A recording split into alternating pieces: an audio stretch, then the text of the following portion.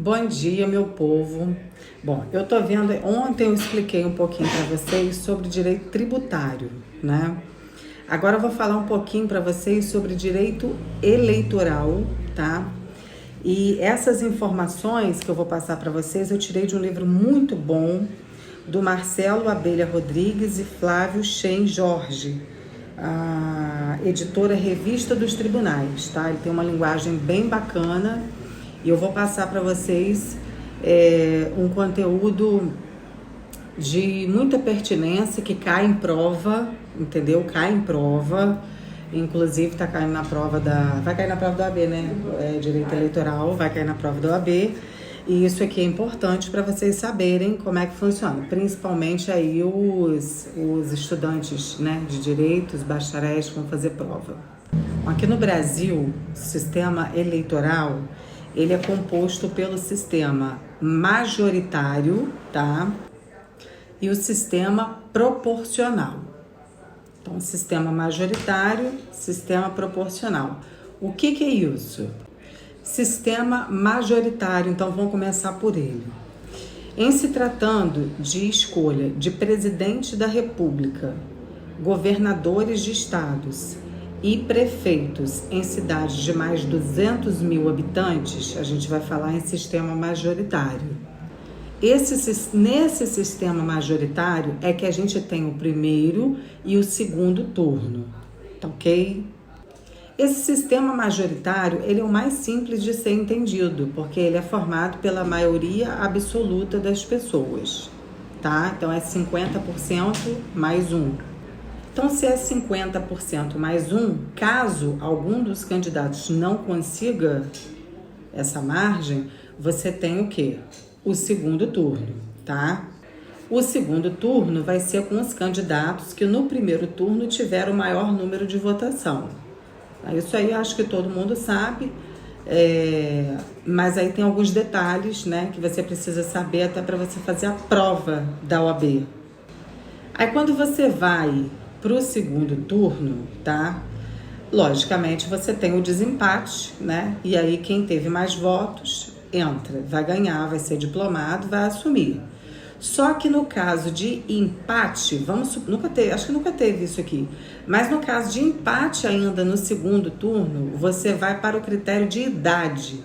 Quem é mais velho vai assumir, tá? Isso aí pode cair na sua prova também. Então, só para a gente lembrar, esse sistema majoritário pega os governadores, presidente, prefeitos em cidade de menos de 200 mil habitantes e também o Senado Federal. Cada senador representa o seu estado, tá? E são 3 senadores para cada estado. Os mandatos dos senadores são de 8 anos, tá? Diferente dos outros mandatos. Só que aí você vai me perguntar, gente, como que pode ser de 8 anos se de 4 em 4 eu voto para senador? É simples. A cada 4 anos você vota ora para 2 senadores, ora para 1 senador. Pode fazer as contas aí que é assim que você está votando. Então agora vamos para o exemplo prático para a gente poder entender. Então vamos lá, numa cidade de menos de 200 mil habitantes, né, que a gente utiliza esse sistema majoritário de votação. Como é que vai ser feito aí? Basta você imaginar que tem 40 mil eleitores, né, porque fala-se, por exemplo, em sufrágio universal. Utilizar essa palavra sufrágio universal está até de certa forma errado, porque universal compreende que todos votam, até mesmo crianças, idosos, analfabetos, todo mundo. A gente sabe que tem alguns critérios para você votar. Então vamos imaginar que numa cidade de menos de 200 mil habitantes só tenha 40 mil eleitores, onde um candidato obteve 9 mil votos, tá? E os outros 3 tiveram 7 mil votos. Bom, em se tratando de cidades de menos de 200 mil habitantes, aquele que obteve 9 mil votos vai ser considerado eleito. E aí você tem, assim, uma rejeição de uma esmagadora maioria, ou seja, 21 mil pessoas rejeitaram aquele candidato, mas é assim que funciona. Isso aí seria, segundo aqui os autores do livro, e eu concordo, uma distorção da democracia popular, porque aqui você não tem a maioria escolhendo um candidato, né? No caso, se torna a minoria, porque 9.000 contra 21.000 pessoas. Agora vamos para o sistema proporcional do Brasil. É esse o sistema que as pessoas não entendem, mas vou tentar explicar no detalhe para você. Esse sistema abrange os deputados federais, os deputados estaduais e também os vereadores, né, câmaras municipais. A Constituição Federal, você sabe que na Câmara dos Deputados, os deputados representam o povo, né? Então, a Constituição Federal ela é clara ao dizer que admite-se no mínimo 8 deputados, tá, por estado, e no máximo 60 deputados. Esse número, como eu falei, é de acordo com a população daquele estado. Então, o sistema parlamentar brasileiro, legislativo brasileiro, à exceção do Senado Federal, que vai seguir, né, esse sistema proporcional, precisa entender duas siglas: o QE e o QP. QE é coeficiente, é o quociente eleitoral, e o QP é o quociente partidário. O quociente eleitoral é a soma dos votos válidos. Votos válidos são aqueles votos que vão para a legenda, tá? E também para o candidato, excluído, claro, branco e nulo, dividido pelo número de cadeiras em disputa. Tá complicando, né? É assim mesmo. Então, o que é simplesmente o resultado da divisão do número de votos válidos pelo número de cadeiras do parlamento, para ficar mais fácil. Entendeu? Agora vamos para o exemplo. Se no exemplo aqui teve um exemplo para deputados estaduais, se teve 200.000 votos para deputado estadual, e se, por exemplo, são 20 cadeiras, o quociente eleitoral será de 10.000 votos, entendeu? Aí, uma vez você tendo esse quociente eleitoral, ou seja, no caso do nosso exemplo aqui, 10.000 votos, você precisa identificar quantos votos cada partido vai ter, pois somente aqueles partidos que conseguem atingir o quociente eleitoral têm direito a uma cadeira no parlamento. Pegou? Aí então entra a matemática. Cai um lenço aqui, sem problema. Aí então entra a matemática do quociente partidário, ou seja, é o resultado do número de votos válidos obtidos pelo partido, isolado ou em coligação, dividido pelo quociente eleitoral. Deu para entender? Aí o resultado dessa conta vai ser o número de cadeiras que aquele partido vai ocupar, ou coligação. Por isso que um candidato de um partido pequeno, sem expressão política nenhuma, que lance apenas um candidato, às vezes obtém lá 9.000 votos e não ocupa cadeira nenhuma. Mas outros candidatos que tiveram uma votação muito menos expressiva, mas que estão vinculados a alguma agremiação, alguma coligação, né, que tenha mais expressão, ocupam uma cadeira no parlamento. Agora está explicado porque aquele candidato seu que teve menos votos, né, às vezes consegue uma cadeira, o que teve mais votos não consegue uma cadeira. Então agora vamos para a parte prática da coisa para ver se a gente fecha o raciocínio. Vamos para um município que tenha 5 partidos, A, B, C, D e E, sendo que os partidos A e B são coligados e tem apenas 12 vagas para a cadeira de vereador naquele determinado município. Após aquelas eleições, aqui no nosso caso abstrato, teve aí 3.700 votos válidos, sendo que 2.500 foram para essa coligação A e B. 900 foi para a coligação, foi para o partido C.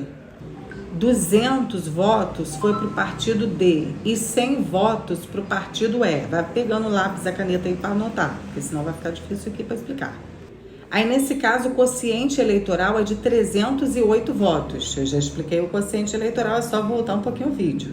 O quociente eleitoral são os votos válidos dividido pelo número de cadeiras, tá? Então, aqui nesse caso nosso, nesse exemplo, foram 308 votos válidos, tá? O quociente eleitoral é 308. Mas aí, obtido o quociente eleitoral, você precisa do quociente partidário, nesse nosso caso aqui. O quociente partidário vai ser obtido pela divisão do número de votos obtido por cada partido pelo quociente partidário. Tá entendendo? Que negócio feito para você não entender? É assim mesmo. Aí no nosso caso hipotético aqui, a coligação AB, né, teria 8,1 vagas, enquanto o partido C 2,9 vagas. Aí arredondando, o partido C teria 2 vagas. Então, se você tem 8 vagas, com mais 2, você tem 10. Mas no nosso exemplo, tinha 12 vagas disponível na Câmara desse município, que é o nosso programa, o nosso exemplo inicial. Então, tá faltando 2 vagas. Como é que resolve o assunto? Aí você vai dividir o número de votos válidos do partido ou da coligação pelo número de lugares obtidos mais 1. Isso aí só com papel e caneta para você entender, meu filho. Pega o vídeo, vê de novo, pega o papel, pega a caneta, anota, que é difícil. Aí quem alcançar esse resultado assume a cadeira. Aí no nosso exemplo prático aqui, por exemplo, a coligação AB, né, que ficou com 2.500 votos, a gente divide pelo número de 8 vagas obtidos. E do partido C, que ficou com 900 votos, a gente divide pelo número de 2 vagas obtidas.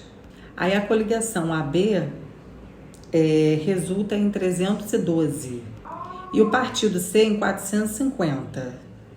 Aí você vai somar tudo e vai ver que o partido C, tá, vai ter direito à primeira vaga da sobra.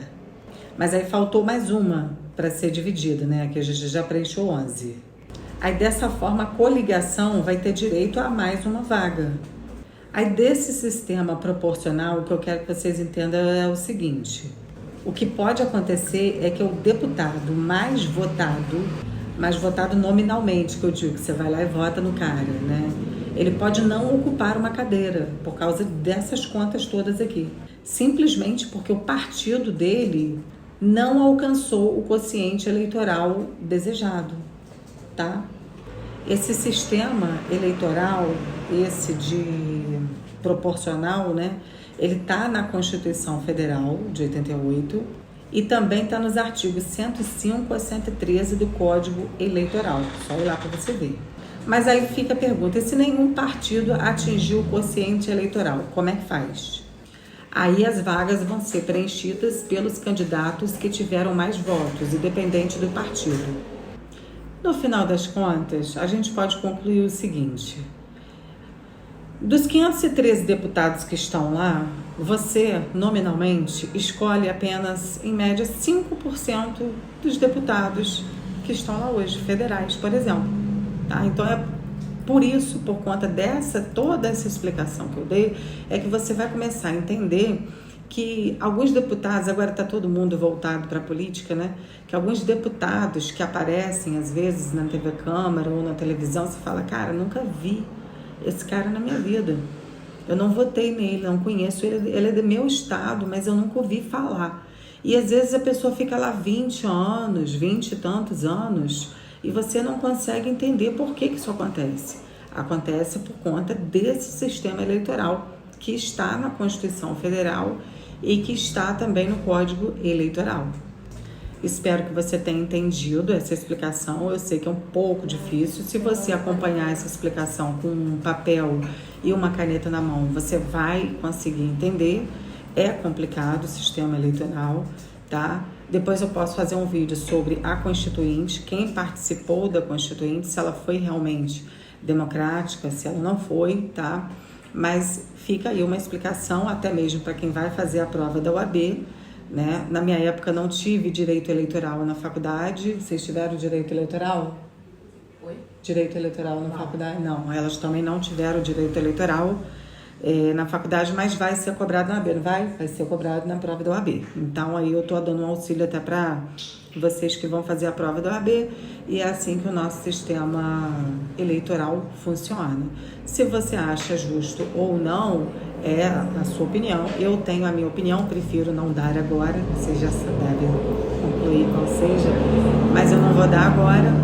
Mas é assim que funciona, tá? Então, só para vocês esclarecerem dúvidas, como sempre, deixem aqui nos comentários, porque eu vou responder. Beijo!